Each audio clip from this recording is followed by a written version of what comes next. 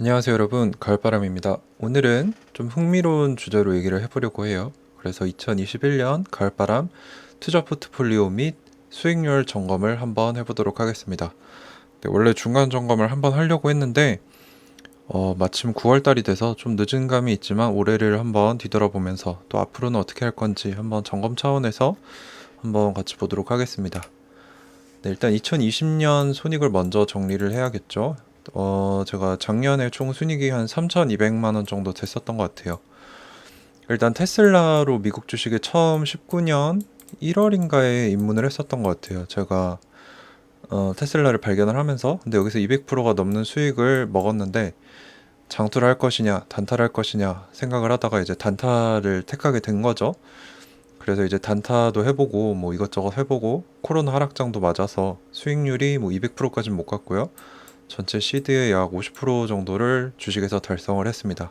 근데 이때 양도세 절약법을 완전히 몰랐던 건 아니고 조금 알았는데 좀 귀찮았었던 것 같아요. 그러니까 좀 미련했던 거죠. 앞으로도 계속 오를 텐데 뭐 세금이 대수냐라고 그런 생각을 했다가 이제 양도세 폭탄을 맞았죠. 600만 원 넘게 올해 납부를 했었고요. 5월 달에. 그리고 아까 말씀드렸다시피 경험이 부족한 상황에서 코로나 폭락장을 맞아서 200%가 넘는 수익을 가져가고 있었는데 수익이 많이 줄어들어서 한 50% 정도를 먹었습니다. 그리고 이걸 공부하면서 이제 단타보다는 공부를 하면서 전략을 세워가고 조금씩 유동성 있게 유동적으로 바꿔가는 그런 공부하는 장기 투자를 해보자라는 가치관을 가지게 되었던 것 같습니다. 1년 동안 공부를 하면서. 그래서 여기서 피드백은 저만의 투자법을 찾아 헤맸던 2020년인데 수익은 나쁘지 않았습니다. 50%면 상당히 훌륭하죠. 하지만 제 진정한 투자법이 아닌 이리저리 헤매면서 어떻게 운이 좋게 먹은 거기 때문에 진정한 수익이라고는 할 수 없었던 것 같습니다. 네, 이제 2021년 1분기 1, 2, 3월 저의 포트폴리오는 블로그에 아마 올렸을 거예요. 현금 25%, TQQQ 25%, QQQ 25%, 친환경주 25% 이렇게 가져갔습니다. 그래서 실적이 받쳐주는 빅테크죠. 이제 나스닥 100 지수를 추정하는 ETF 두 개인 TQQQ와 QQQ를 비중을 나눠서 가져갔는데 이게 이제 공격적이라고 볼 수도 있는데 저는 제 포트폴리오에서 수비수 역할을 했고요. 그리고 적자인 친환경 성장주들 이게 어떻게 보면 더 위험할 수 있죠. 이걸 공격수로 가져가고 총알인 현금을 25% 정도 유지를 하면서 조금 안전하게 다양한 전략을 섞어서 가져갔습니다. 그래서 빅테크 이 두 개 25, 25를 저만의 Fear vs Greed라는 전략을 사용을 해서 코로나 폭락장을 겪어봤기 때문에 한 번 더 오면 어떨까 어떻게 해야 될까라고 생각을 해서 증시 폭락 대비 전략을 세웠던 건데 나스닥이 이제 3% 이상 떨어졌을 때 급락이라고 생각을 하고 사람들은 급락하면 손절을 하잖아요. 저는 거꾸로 이게 1배 나스닥이 움직였을 때 1배로 따라가는 거고 TQQQ는 3배로 올라가면 올라가고 떨어지면 떨어지는 ETF인데 떨어졌을 때 오히려 공격적으로 3배짜리를 사는 겁니다.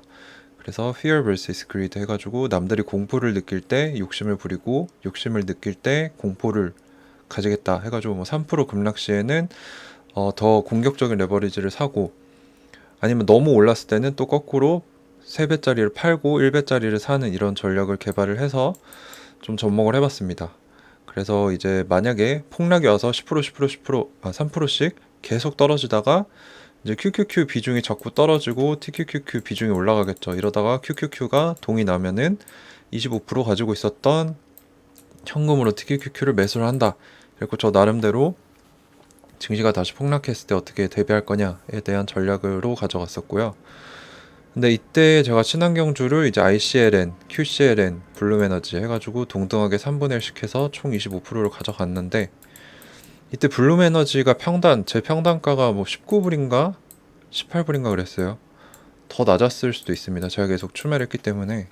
근데 거의 2배까지, 2배를 넘었었는데 타이밍을 놓쳐서 매도를 못해서 수익 실현을 못했습니다. 이 부분이 좀 1분기 아쉬웠던 점인데 차트를 보시면은 이게 이제 올해 1월부터 최근까지의 그래프예요. 그래서 1분기 때가 한 여기서부터 여기까지인데 블룸에너지가 엄청나게 성장을 했습니다. 근데 저는 이제 더 갈 거라고 생각을 해서 홀딩을 하다가 매도를 못해서 좀 아쉬웠던 부분이 있었고요. 여기서 이제 주목을 하실 게 블룸에너지 초록색, ICLN 검은색, QCLM 보라색. 여기 조정장을 맞았죠. 여기 조정장을 세게 맞았습니다.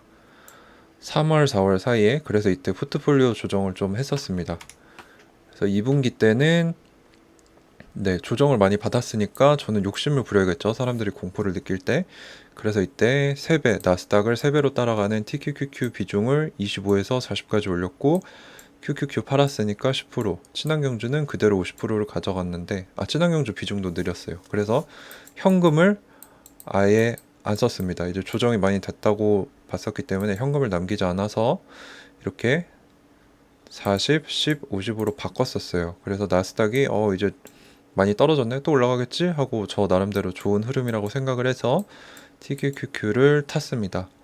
그리고 특징적으로는 이제 RCLN, QCLN이 부진을 해서 제가 정말 공부를 많이 했고 잘 아는 회사라고 생각하는 블룸에 올인을 때린 거예요. 여기 50%를 붓습니다. 근데 블룸을 지금 1년 가까이 투자를 했는데 평단가 부근 제가 20불 초예요. 지금 계속 20에서 21불에서 왔다 갔다 하고 있어서 지지부진한 모습을 계속 보인 거예요, 2분기에서. 그래서 제가 성장주는 1년 정도 기다려보고, 물론 10년을 투자할 것처럼 처음에 마음가짐으로 가져가지만 1년 이상 지지부진할 때는 기회비용이 너무 크기 때문에 결단을 내려야겠다라는 생각을 하게 됩니다. 뭐 비중을 줄이던지 아예 종목을 바꾸던지 그 생각을 하게 되고, 그래서 이제 여기서 이렇게 보시면 여기가 3월, 4월이고 이제 나스닥이 본격적으로 뛰기 시작하죠. 이게 TQQQ입니다. 그래서 나스닥이 앞서가고 친환경주들은 지지부진하죠. 그래서 이거 친환경주를 1년 이상 갖고 있었는데도 이제 0%도 못 되니까 그때 좀 전략을 또 바꿉니다. 그래서 3분기 최근이죠. TQQQ 불타기를 해서 비중을 85%까지 올렸습니다. 그리고 중국의 히토류 기업, 이거는 이제 제 영상 중에 탈레반과 중국의 우호 관계, 어떤 주식을 사야 할까, 거기 보시면 나오는 내용인데 여기에 한번 베팅을 해봤고 현금 비중을 조금 늘렸어요. 다시 이제 테이퍼링 올해 안에 할 거라는 얘기가 있고 금리 인상도 이제 완전 고용률 4%곧 달성을 할 거기 때문에 이때가 되면 이제 주가 조정을 받겠죠. 근데 이 시기까지 저는 빅테크가 최상의 전략이라는 생각을 했습니다. 그래서 나스닥에 베팅을 하는 거죠. 그리고 유동성 잔치가 이제 식어가는 거죠. 테이퍼링, 이제 유동성 뿌리는 거를 줄이기 때문에. 그래서 현금 비중을 차차 늘릴 계획입니다. 이제 사람들이 다 욕심을 부려서 지금 나스닥 증시가 이렇게 올라갔는데 이게 산이 높으면 골이 깊은 법이죠. 그래서 조정을 대비를 해서 현금 비중을 조금씩 늘릴 계획입니다. 그리고 이 세계 정세를 보면서 미국에 국한되는 게 아니고 이런 중국의 히토류 기업 같이 숨겨져 있는 보석과 같은 기업들에도 다양한 소액 전략으로 시도하고 있고요. 이제 저의 고민은 테이퍼링과 금리 인상 후에 주가 시장이 이제 증시가 급변할 수 있을 텐데 이때 상승 사이클이 계속 이어져서 뭐 한 1, 2년 정도 더 호황을 누릴 것이냐, 아니면 생각보다 빨리 하락 사이클이 시작이 될 것인가, 이 두 가지를 놓고 계속 공부를 하고 있고, 제가 전략이 계속 조금씩 바뀌어 왔잖아요. 그래서 다음 전략은 시장이 디벨롭됨에 따라 어떻게 가야 할 것인가를 놓고 고민하고 있는 것이 제 지금 최대 관심사입니다.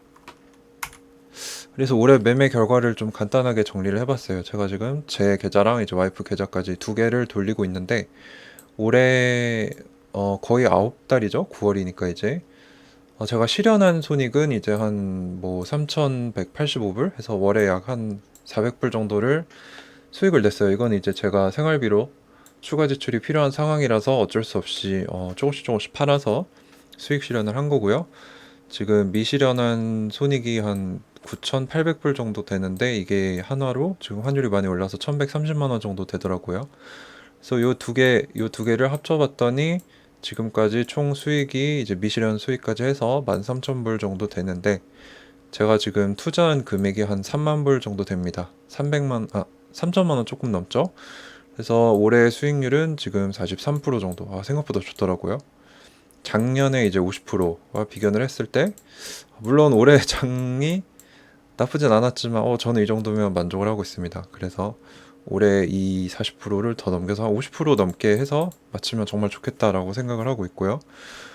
그래서 피드백을 해보자면 올해는 10년에 한 번 올까 말까 하는 유동성 장세였죠. 그래서 모든 자산이 다 오르는 절호의 기회였는데 여기서 제가 미련하게 현금을 들고 있는 게 아니고 올인을 해서 주식에서 기회를 잘 살렸다라고 생각을 하는데, 이제 이 수익을 잘 지켜야겠죠.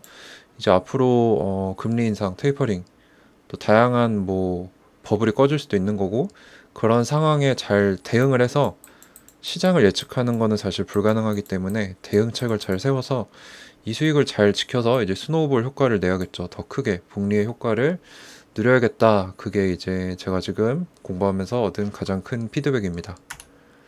네, 그래서 2021년 가을바람 1월부터 8월까지 투자 포트폴리오 및 수익률 점검을 한번 해봤습니다. 네, 별 내용 없지만 그래도 재밌게 보셨으면 좋았을 것 같고, 이렇게 공부를 하면서 전략을 조금씩 바꿔가는 게 중요한 것 같아요. 주식시장은 이제 흥미로운 게 하나의 전략을 너무 밀어붙였다가 미련하게 도태될 수도 있고, 너무 전략을 많이 바꾸다가 내 원칙을 잃어서 또 실패할 수도 있습니다. 그래서 내 주관은 가져가되 유연하게 또 상황에 대처하고 대응할 수 있어야 되는데, 이게 참 어렵지만 재밌는 것 같습니다. 네, 그래서 오늘 영상 또 시청해 주셔서 감사하고요. 여기서 마치도록 하겠습니다. 네, 가을바람이었습니다.